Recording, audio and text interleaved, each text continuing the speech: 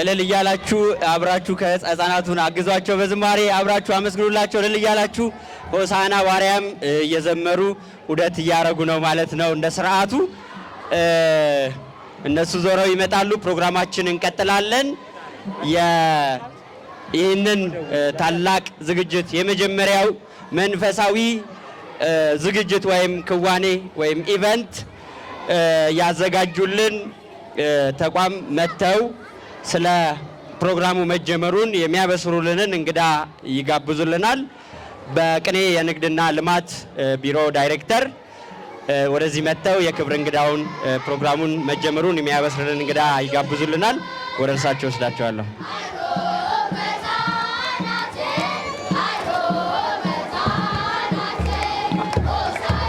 በስመ አብ ወወልድ ወመንፈስ ቅዱስ አሐዱ አምላክ አሜን።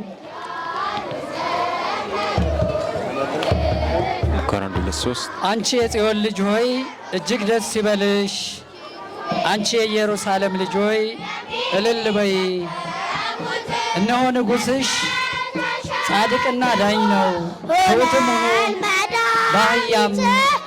በአህያይቱም ግልገል በውርንጫይቱ ተቀምጦ ወደ አንቺ ይመጣል። ትንቢተ ዘካርያስ ምዕራፍ 9 ቁጥር 9።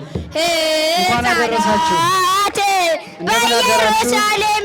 እንደምን ሰነበታችሁ?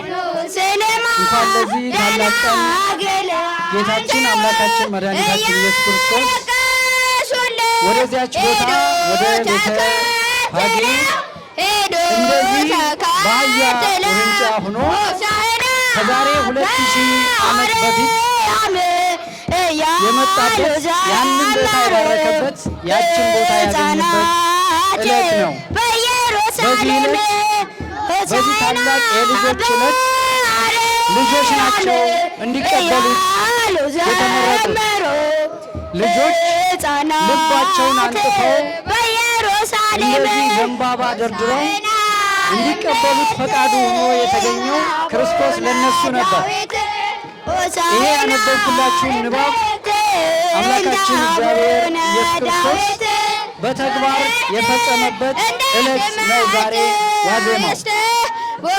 እንግዲህ በዚህ ቀን በመገናኘታችንና ይህንን ታላቅ የመነሻ መርሃ ግብር